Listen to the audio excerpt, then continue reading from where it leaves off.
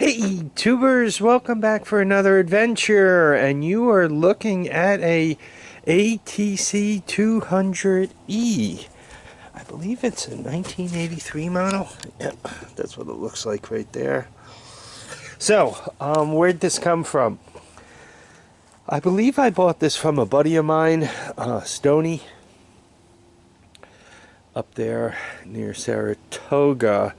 And it was part of a barn find, and if I'm recalling, I think its owner passed on. There was a whole horde of all-terrain vehicles in the barn, and Stoney ended up with it and a whole bunch of other stuff, and he found he didn't want to deal with it and the whole bunch of other stuff, so he sold it to me.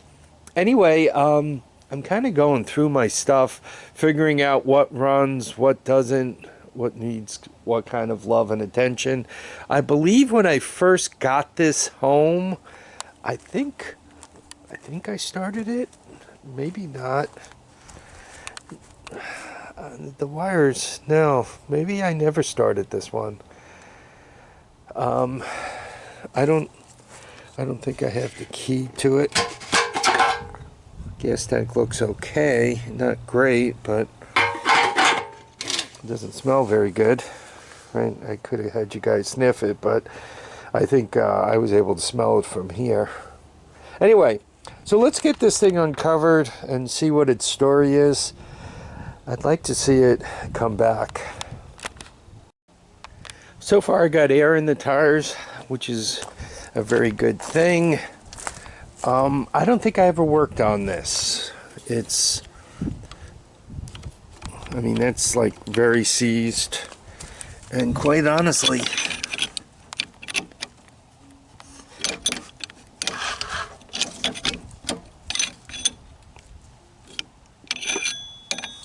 I think the engine is a bit seized too, so I gotta pull the plug and get some oil in there. The good news is the air cleaner is intact. I think this motor is going to be a nice motor. It looks like it had electrical problems. Normally when you see loose connectors like that, that's what they're trying to tell you. I'm not quite sure what that's up to for a living. So I have some work to do here.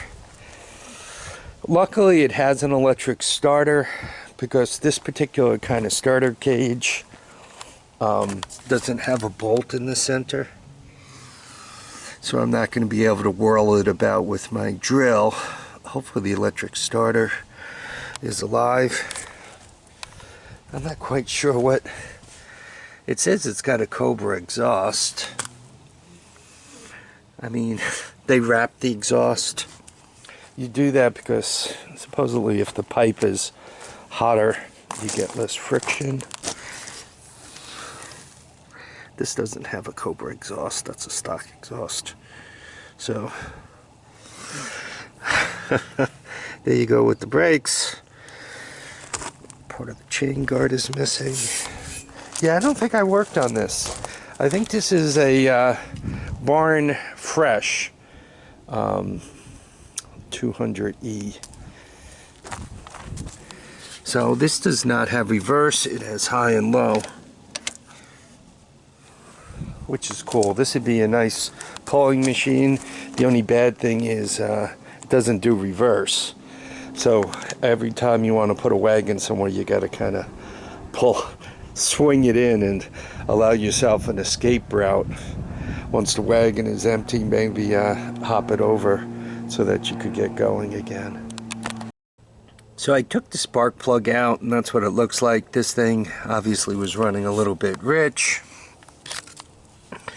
I then, did the old rock and roll, and now, right, I can turn it around to two full tries. I also put some light oil down there. I'm trying not to do a wet compression test, so I figured that light oil would break it free, but not not grease it up too much, so it wouldn't give me a lying compression test. Unfortunately, oops, I'm having a little trouble getting the slide out of the carburetor. The cable is still alive, so I'd rather not break it.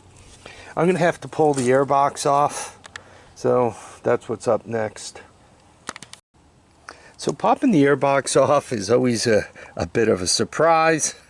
What am I going to find in there? You know, some of Musty One's mice that he seems to be hiding all over my place. Or am I going to find an air cleaner in there? Oh, air cleaner. Air cleaner is good because that tells me that this engine was somewhat taken care of. Oh, this airbox is part of the battery. It's just going to be a bear to get out of here. What I need to do is I need to get to the carburetor and try to slip a small screwdriver under the slide and pry it up a little bit. What I could do though, I could take this the idle adjustment screw out and spray some anti-rust, some rust penetrant in there. Maybe that'll help break it loose without having to go too crazy. I'm just trying to get a compression test out of this thing to see if I have any possibility of running. So I hooked up the jump pack. I put the compression tester on, and if you guys could kind of see in there, I kind of pried the carburetor a little bit off the intake manifold so that it could breathe and I could get a somewhat accurate compression test.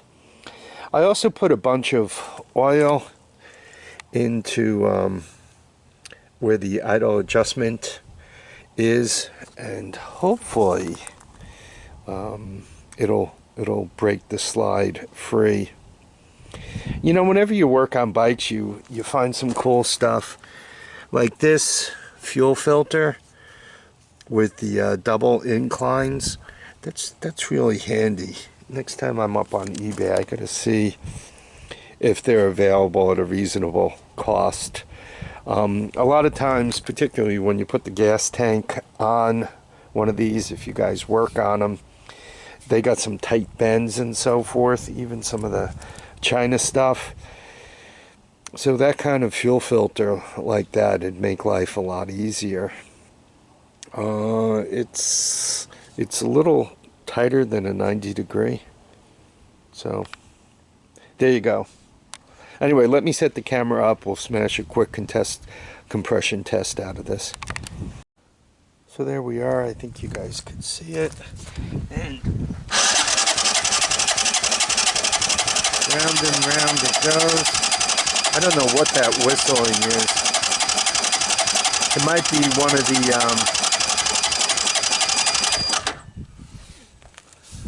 it might be that a bug put a nest into one of the vent lines, and when you turn over the engine, you build up crank case pressure.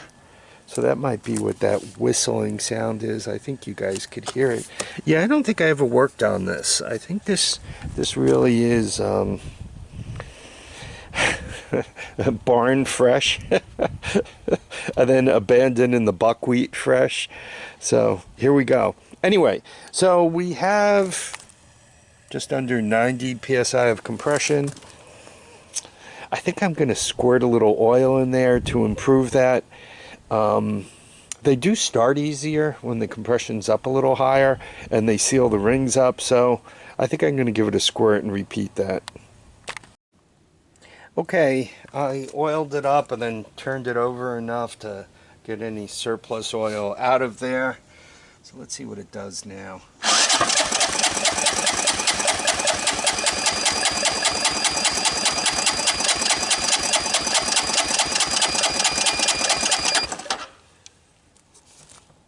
So we're up to 120. Considering this thing hasn't run in a long time, that's really pretty good. These typically, these Honda 200 engines typically come in somewhere around 120, you know, somewhere around 90 dry and about 120 wet like this. So I'm happy with that. Let's move forward. I'm trying to figure out, I'm kind of hesitating because I'm trying to figure out how to get that carburetor off of there. I cannot get to the clamp that's holding it to the air filter, so, and you can see it's not the easiest to work on. Anyway, gonna have to mess with it a little while. Managed to get the carburetor swapped out without hurting the airbox or anything. I just assume keep that intact and without having to pull out the battery tray and all that other trivia, which was a good thing. Luckily the throttle cable is still alive, because right, it's nice to have all that working and not have to go into the Hoarder to replace it. As near as I could tell, this has never been taken apart. So old Harvey has not put his hands on this thing, right? With the electrical system hacked up as it is, right? Chances are I would have had to go in there and mess with it. So anyway, you guys can see I got the portable CDI box on here. Got some starting fluid. This is a cold start, right? And this thing hasn't been started in years. So I'm going to set up the camera. Let's hope for the best, right? I think I picked up all the loose bolts, so nothing's going to shake off and land on the ground that I'm going to lose. So yeah, let's give this thing a start. Okay, I think you guys could see everything that's important. So power on. Make sure the light fires up.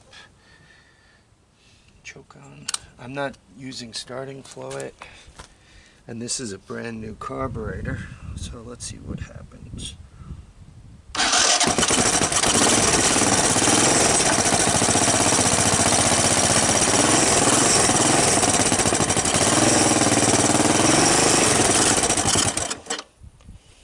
I like it. The little bit of smoke you saw come out of there should not be a huge surprise, because I dumped a whole load of oil into it, like a whole load of oil.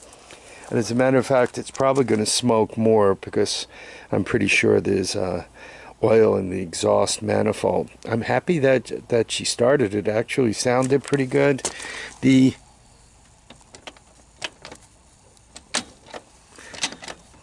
It seems to feel pretty good, the shifter that is. Not great, but doesn't feel too bad. Some of these early motors were known for getting locked either in gear or in between gears. A lot of times they would lock in neutral and you would just keep hitting the shifter and it wouldn't do anything. So I don't think this engine suffers from that. It's always good when they come back to life. Typical of these bigger tire, older ones, they have the big red front end on it. This guy is seized, right? And those are pretty hard back tires, and this is a hard front tire. This is also a hardtail. There's no shock in the back there. This will be one hard riding machine. One could get it spooled up pretty good. Those nice big tires, it'll go almost anywhere. But if we want to talk about a mean riding machine, this would be an example of a very mean riding machine. This will rattle your teeth for you. The plastic fading and damage, I didn't make it better, but I don't think I caused it either. I think it was already pretty much that way. This thing really is fairly complete. Obviously, it's got this bite out of here, and you can see it's really pretty sun faded. But I mean, the air cleaner is complete. The back plastic, though it's cracked, is complete. It has its trunk, the headlights there, the electric starter works. It's missing the recoil, and that might be why it went up for sale, right? For whatever reason, the recoil disappeared, and as you're trying to put them together, that is like $100 item. I gotta see if maybe the recoil will fit on there, go on there. I might just have to shim one side a little bit, but hopefully if that'll go on and look decent, that'd be a wonderful thing. I don't think I have any spare recoils for this. I could probably go fetch one, go take it off of something, but you know, I try to leave my complete bikes complete.